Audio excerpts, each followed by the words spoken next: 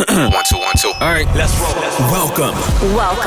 You're listening to the Saddle Up Podcast, where we discuss everything related to UTRGV athletics, past or present. We'll catch up with old teammates, friends, and take you down memory lane with exclusive interviews. This is the Saddle Up Podcast, the voice of your covered walkway streets. So dope. This is gonna be awesome. Stay tuned for new episodes every week. From Bronx Village to the Fieldhouse, we'll cover it all.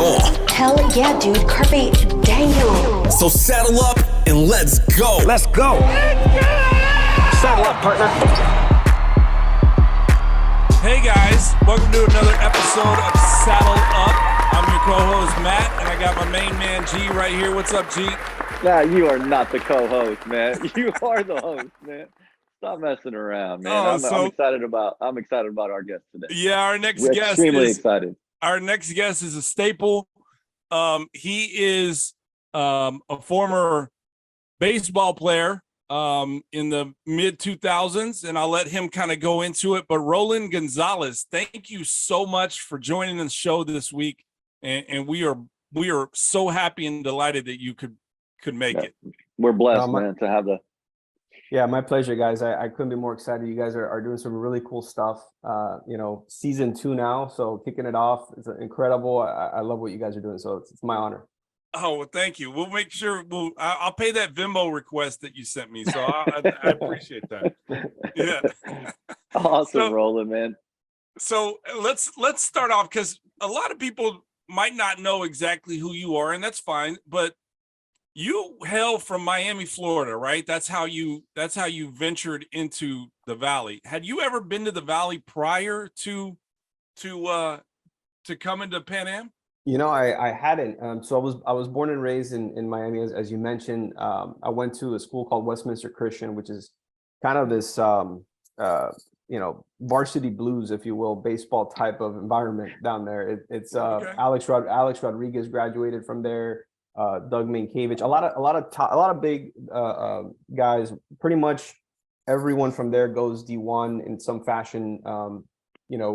State champs is good, but national champs is where you try to go for in the rankings. Okay, that kind of environment. So very competitive, and what had the I played pretty much my sophomore through senior year there, and that really prepared me for the next level. I had a lot of different opportunities. I was a baseball factory All-American coming out of there. So, at the time, a lot of people were looking for speed guys. That was my thing. And I decided to go to UNC Greensboro because the coach over there was also the head coach of USA Baseball.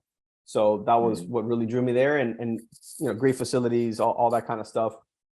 And so that was my first kind of, being out of Miami and going over there to play. So, that's kind of, so I played there for a couple of years. I started as a freshman, was having an awesome season, and then I ended up breaking my wrist on kind of like this freak situation in practice that you always like to protect the grass with these mats, and my foot got caught up on a mat. Kind of did this tumble. So, but I was having such a good season that I didn't want to stop, because I was batting over 400 as a freshman. Oh, wow. 20, 30 games in, but I didn't know my wrist was broken. I thought, just heal. But over time, the stats just kept going down and down a little bit. And so I wish, looking back, I would have, done something. But so after my sophomore year, the coach was leaving, and it was right about the year where it was, there was no transfer portal, nothing like that. Right? Yeah. And it was actually the year right before they implemented, like, hey, you can't transfer you can't do this transfer. When you do it, you have to sit out a year. So I was like, if I need to do something, I need to do it now. And it's a good time to maybe get some scouts outside of the East Coast to get to see me and kind of break and start something new. Again, no transfer portal. So you got to just kind of use your network, see, what's going on. Yeah. And there was a guy in Miami that ran a batting cage down there, and his name was Mike Tozar. And he said, I know this pitching coach over there in D1, they play a great schedule out in Texas, in the Valley. And I was like, the Valley? I don't really know. Like, And shortly after that, I got a call from Willie Gallick, who's the head coach at the time. Mm-hmm. And he said, "Hey, we had an outfielder that was an All-American, and Louis Alamelia, right? Who just graduated, and we're looking for someone to kind of fill his shoes and put the program, be the kind of the face and try to do really unleash you here." And it just worked out. And I went over there and I saw just the potential of the Valley. That's the first time that I really got to see it, and it just fired me up. I said, you know what? This is it. So that's where I transferred. That's amazing. Do you still go back and visit awesome. By chance? I know you live out in Florida now, but all the time, actually. It's crazy. Like the Valley, when those things just come in your life that you can't, it's the Valley was the right time, right place, and everything has always led back to the Valley. So for example, I like Church's Chicken, like we were talking about earlier. Yeah, we'll get into that in a minute. We'll get into Shout that, out to Church's, yeah, shout out to Church's.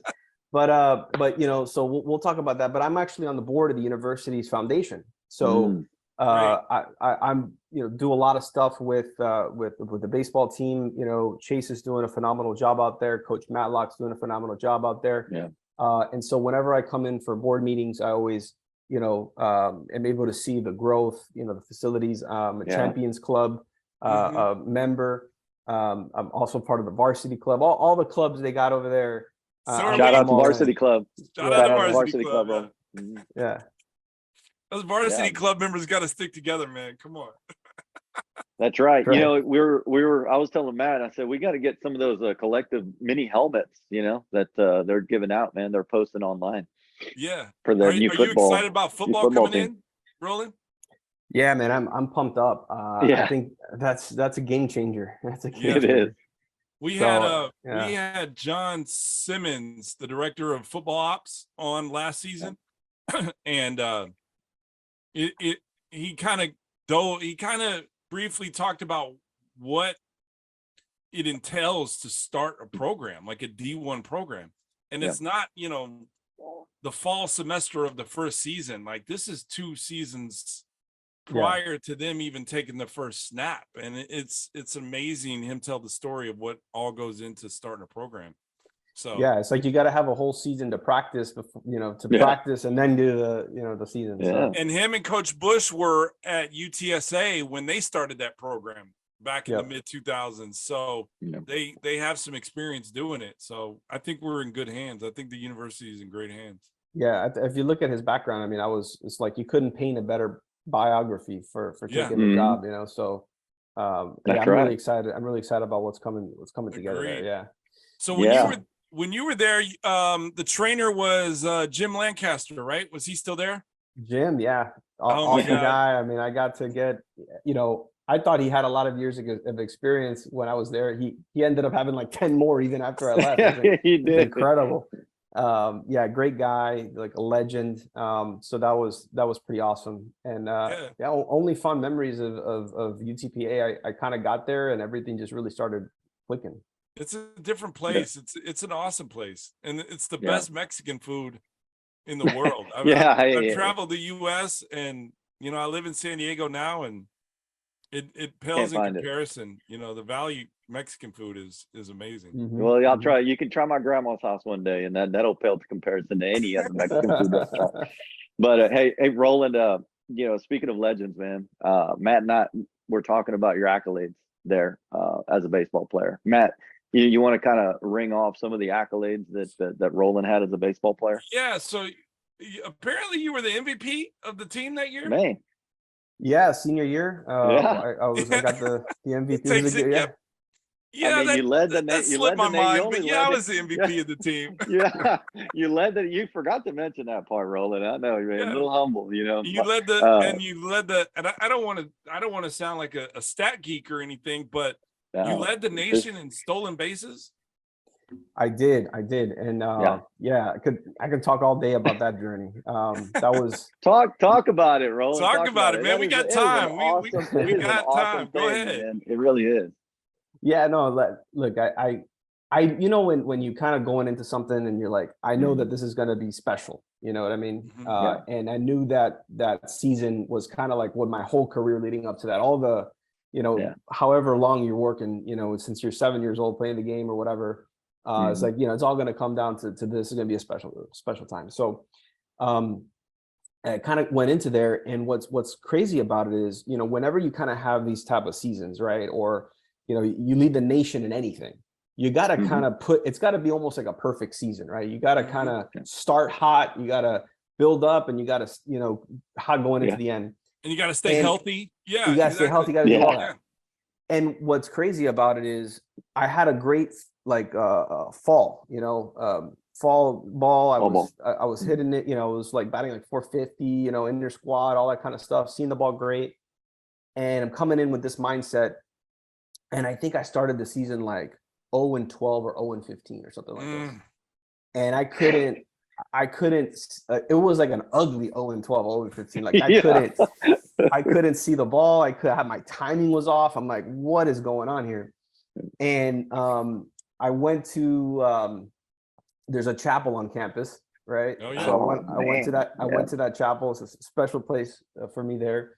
And I prayed. We could talk more about that later.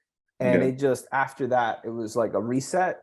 And I think the next game I went 4 for 5 with like 3 or 4 stolen bases, and then never stopped from there. That's amazing. But I had it so it was like an art, where I knew. And the thing about stealing is, I barely looked and cared who the catcher was. It was always about the pitcher and the leg kick that they had. So if they had any sort of high leg kick from a righty, there's no way that you were getting it, because I had it timed so well. I had the lead such that like the step and the dive back was like to the millimeter, where if he tossed back to first base, I would be, I had every single inch I could to get to second base. And then so I had to get inventive. So then my father called me like midway through the season, and he's like, "Hey, you aware that you got the most stolen bases in the country right now?" And I was like, "No, I had no idea." So ever since then, thanks for the pressure, Dad. Yeah, every game I'm like, "Oh, there's this guy in Louisville. There's this other guy. Oh man, And so then I had to, I started pushing the envelope. And I give a lot of credit to Coach Gavlik, because he gave me the green light. He trusted me enough to just say, "Hey, you get on, you do what you got to do." And I had this is you guys will appreciate this. This is a good story. So I had a kind of an agreement with. I was in the 3-hole that year, right? And so the fourth batter was a guy named Bonham Huff. He ended up going to Texas State or Texas Tech for his senior year.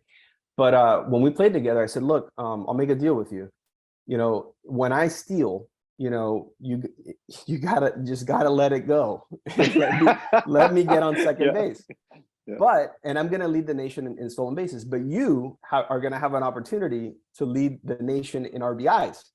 And my promise to you is, if you get a hit, I'm going to miss the stop sign at third base no matter what." Okay, and I'm going to go for the agreement. That's the agreement. That was the gentleman's agreement. Yeah.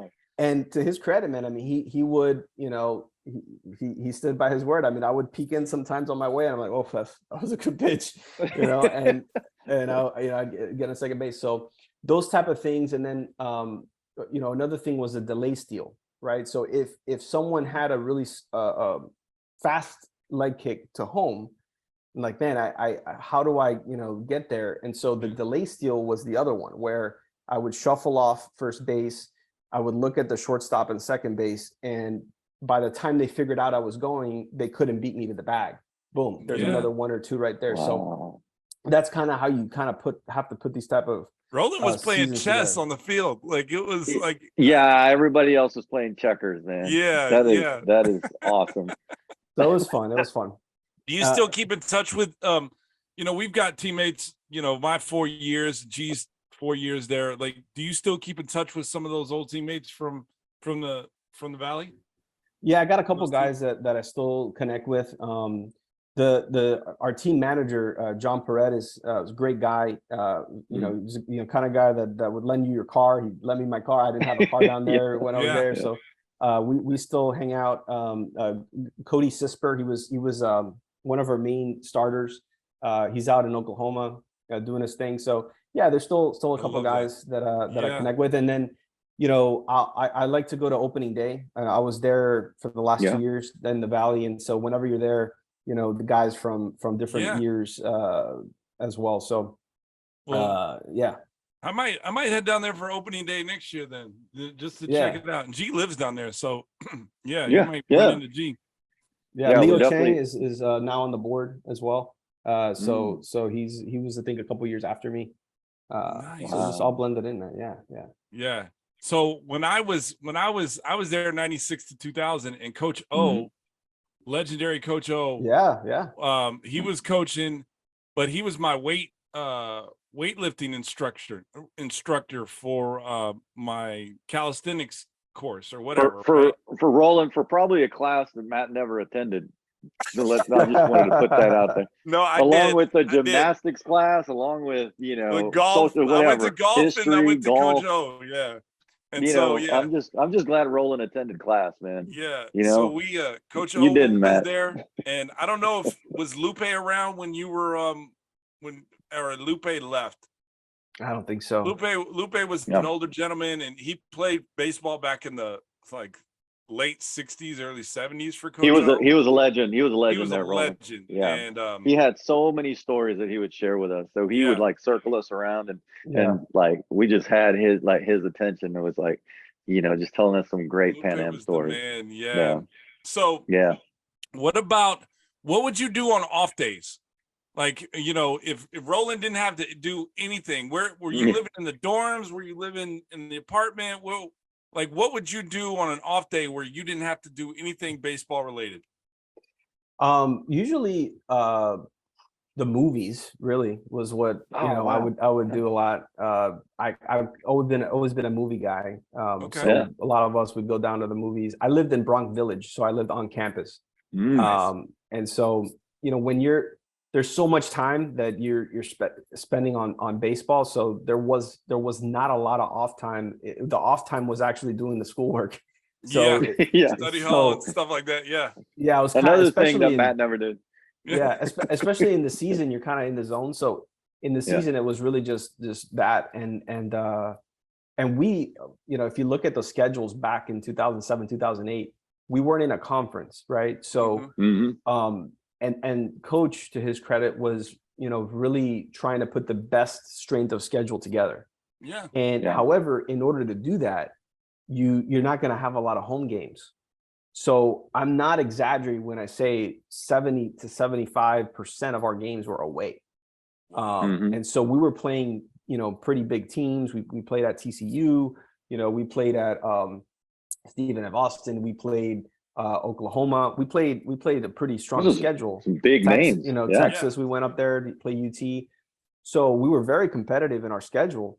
But we were on the road a lot. So I didn't have much, barely had time to eat, to be honest, during the season. So yeah.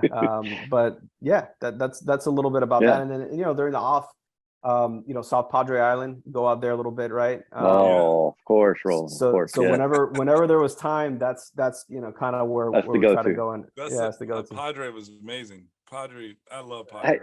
Heck yeah, Roland. What would be, take us back memory lane a little bit. What would be your favorite, your single favorite memory? I know you probably have a bunch of them, but if you can recall in your memory bank and share with us your favorite memory, whether it was hanging out with whoever at that time, or maybe a game that you remember that just kind of sticks out in your mind. Yeah, I mean, I have so many great memories from that I'll never forget, just from the team. You know what I mean? Just being on the road, doing all that, but the last game was really special because that game, I was kind of, I think, tied still or down 1 or 2 bases to get the national lead. And I knew that the game had already wrapped up earlier in the day. And so I know what I kind of needed to do. Yeah. And my parents came up to that game and they had, my dad was always he owns a print shop, and so he would, always be able to do these cool merchandise and stuff like that. So he had built, or he had made a shirt with like me kind of stealing this base, and had like a robber like mask and all this kind of stuff. And he had like a space open for like the number of bases that I'd finish with. Wow. And so it was really special because they got to see that stolen base that took me to the national lead. Wow. And so being on second base, looking back at them, and just taking it all in, because I knew that was like my last at bat, my last hit, my last stolen base. So it was a really special moment that kind of brought it all together. So you took the lead for the national league, right? You took it on the last game of the season on your last bat. Yeah. And wow. I got goosebumps, Roland. Yeah, so did I. That's fucking amazing, Roland. Like, that's like an athlete's dream right there, man. Yeah, that's like awesome, a walk-off, just I mean, yeah, so it was just being on second base, all that time. So I still remember like it was yesterday. So that definitely was a really, really special moment. That's one of my favorite memories for you. Yeah, that's one of my favorite memories. Like for me also. That beats any of my memories. I mean, we're talking to two people that stole a lot of stuff at Pan Am. Like G had 5 steals. You led the nation in stolen bases, and G had 5 steals in his career. I mean, we're in my done career, right there. Roland. I had 5 steals, man. Well, I was surprised when I got that stat. Well, if it makes you feel any better, one of the worst memories I had was actually also stealing bases. One of the worst teams that we played, and no disrespect to their program, but Chicago State, right? Okay. Yeah. So Chicago State was not necessarily the highest ranked baseball team, and we would go in there, but their facilities also were kind of rough, and I don't think that they had their own actual baseball field. It was kind of like this shared kind of situation, and that to run on that field, it literally was like quicksand. Like it was like that, when you're a little kid and you're playing with like that grainy sand. Yeah, like the sandbox sand. Yeah, the sandbox sand. So out of all, the guy who threw me out the most was the catcher for Chicago State. That guy threw me out like 3 times in a row because I just couldn't move on the sand. That was the only time. Figure it out. Coach came to me after, all the guys that they'll still mess with me that day, and they'll come to me and they'll say, Rolly, green light off, because that's what he did. He came in, he's like, no more. Come to find out, Roland was the next summer he was practicing at the South Potter Island running bases, right? Yeah. running from just to work on it. Wanna to Boomerang. Wanna to Clayton. That's what it really did. So Roland, man, tell us what you're doing now. Tell us what you're what are up you doing now? So after my senior year, I was I was in conversations a little bit with some teams. I ended up going to extended spring training with the Phillies, which was pretty cool, and was kind of in that fork in the road in anything where it's like, all right, I wanted to get the taste of the pros. I wanted to put myself in a position to see what I want to do.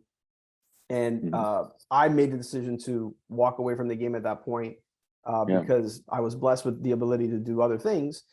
And one of those things was, go try to dominate the business world. And I had an opportunity to get a free MBA, wonderful MBA program at UTPA, now UTRGV. Oh, that's right. Especially for international business, which is where I wanted to go. So went and got my MBA there. Coach Montrano was coming in. So Coach Gavlik had left after my senior year, and a new coach from Miami was coming in, who knew about me. We connected, and was asking, hey, can you help consult on the team as well? While you get your MBA. I said yes. Also, I had a job with the Rural Economic Development, and that's how I got into food. So because they had a partnership with the USDA, and essentially it was helping rural farmers and ranchers, because there's a lot of those in the valley. Yes, absolutely. But how to turn that into a business and be profitable. So that was really cool. So all that together was kind of like, man, that's a really good opportunity. Let me go back to the valley and do that. And so when I graduated, again, right time, right place. company called 3G Capital is a private equity firm. They purchased Burger King, whose headquarters is in Miami. And that's where, still all my family and friends are and everything. Yeah. And they were recruiting. They're known for, being one of the most aggressive in the sense of, they make very deep cuts in when they acquire a company, and they bring in these fresh talents to see who can take these big time positions and who strong survive kind of situation. So for me, that was the perfect transition from, competition of sports into business. That was going to be one of my questions. Yeah, I'm glad. How the sports prepared you for what you were doing. What you're doing now. But continue. Go ahead. Yeah. So it was huge. So then I went there and I was up against, I think I was the only non-Ivy League that they had recruited. So, got in there through Pan Am is an Ivy League? What? Come on, working on it. We're like Palm Tree League. Like, come on, man. Like, what are you talking about? So man, went in there and just everything clicked. When I finished the program, it was like a 6-month program. They're like, hey, we got this a really good opportunity. It's like taking over a $300 million business. You're going to be in charge of 300 restaurants. How old are you at the time, Broly? About 22, 23, something like this. And I'm like, okay. And they're like, but if you want it, you got to move to Puerto Rico next week. Oh wow! Yeah. So let's do it.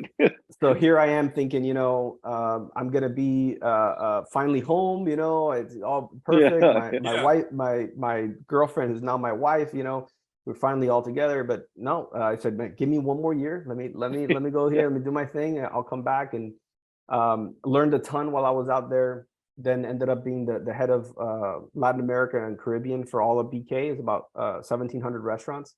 And 30 countries. So, that international business, really helped me out there.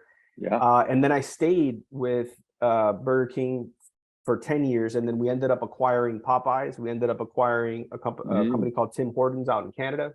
And then after 10 years, I left to a company called Virtual Dining Concepts. So what this company is virtual brands. So you guys know Mr. Beast?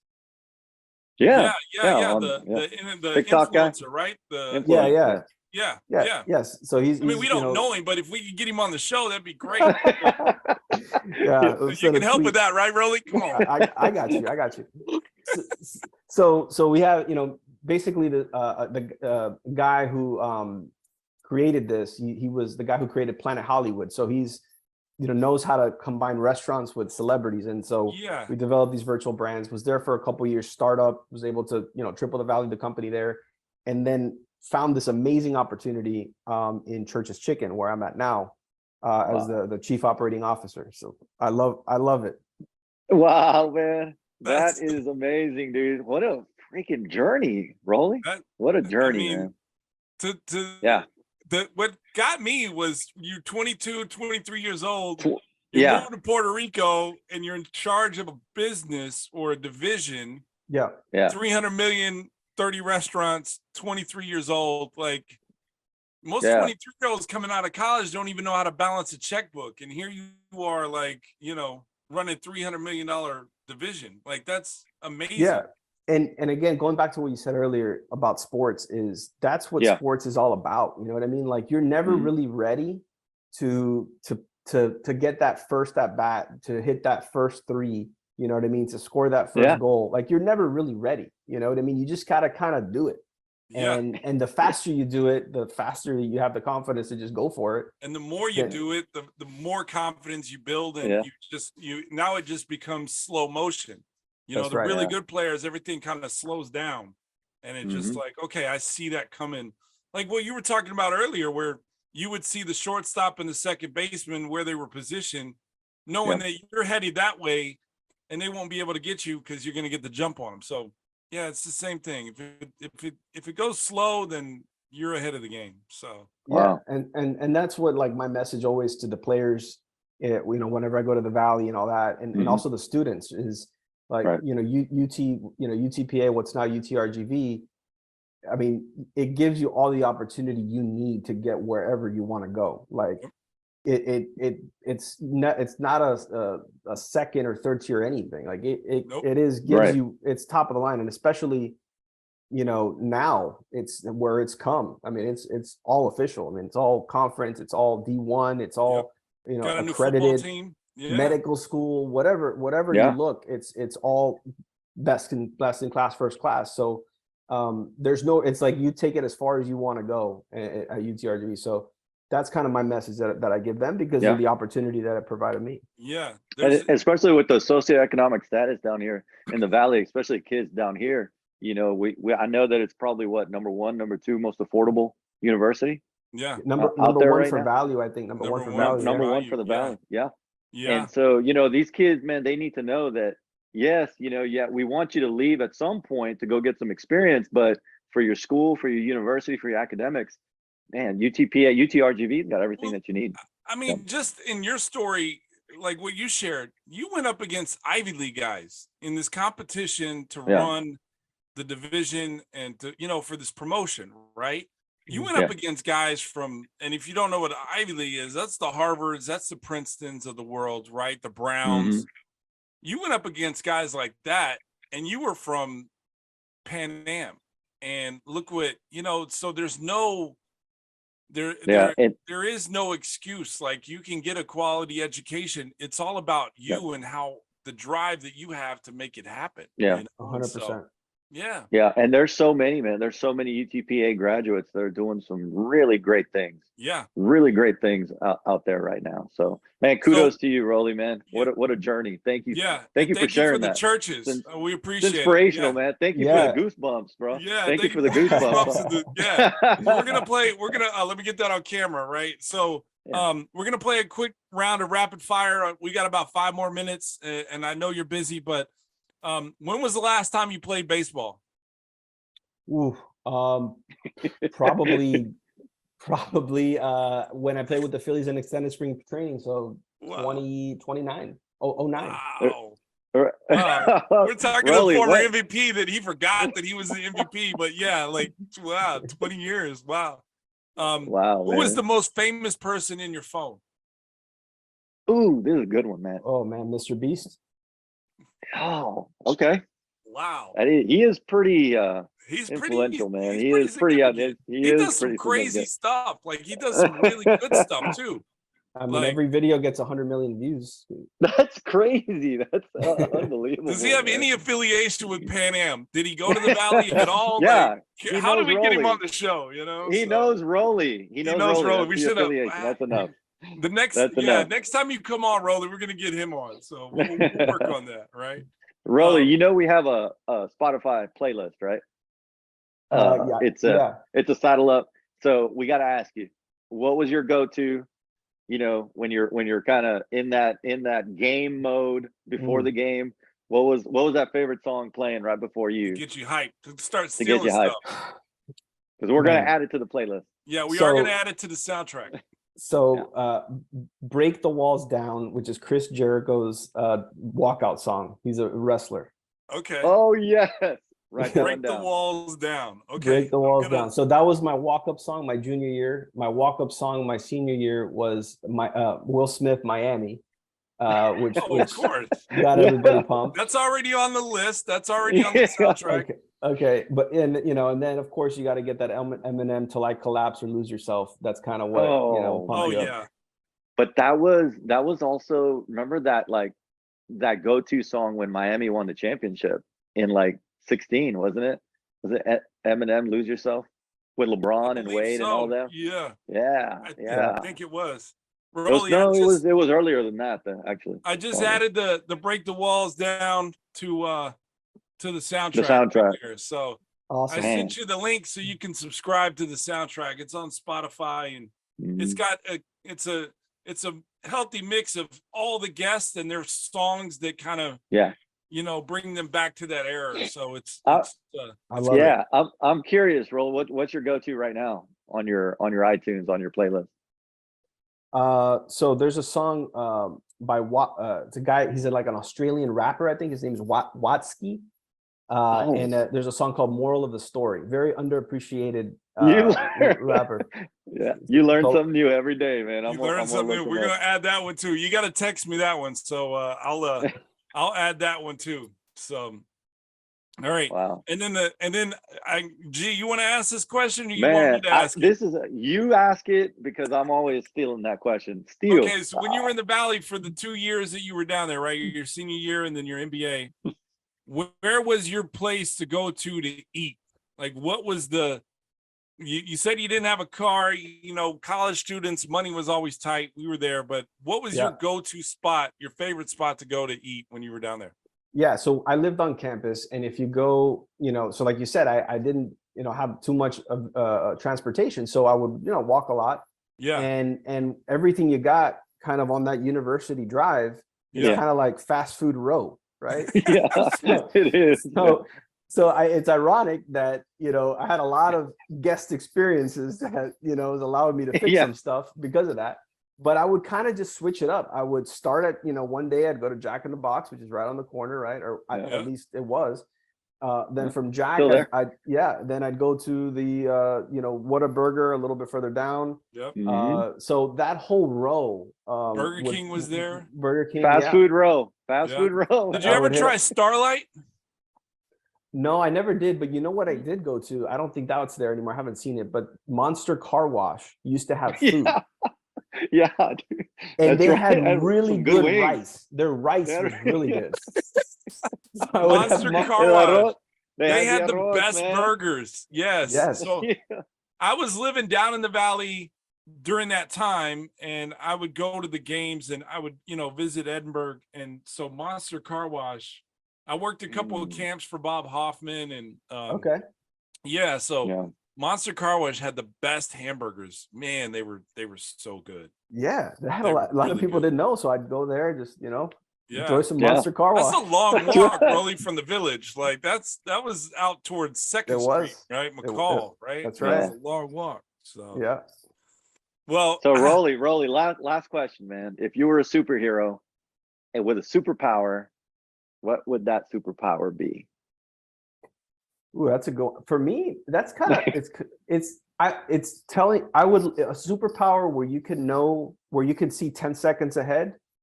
That would be it. Rolly, you already had that shit. What are you talking about? You let the nation. You let the nation in stolen bases, man. You saw it before it happened anyway. So you gotta give us another one, dude. Like, come on, man. That's the clip. No, right because there. I mean, if you know something's happening in 10 seconds, you know what the lottery numbers are going to be. You know if it's going to hit red or black. So right. I kind of telling the future. Telling the future. Okay. Wow. Awesome. That's awesome. Thank you. Man. Yeah. That's a good one. That's an original one. We hadn't heard that Roland one. Gonzalez, you are a friend of the show. You are an amazing human being. You are an icon. Thank you so much for joining the show. Yeah, and we wish you all the success and the blessings, and we will continue to support you.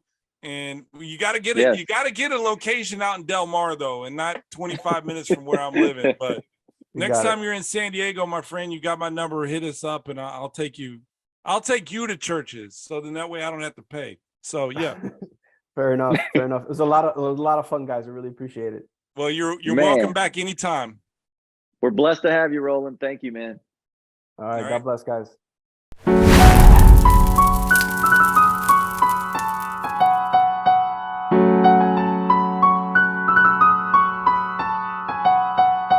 Like we weren't supposed to come up with something this clean, like something happened.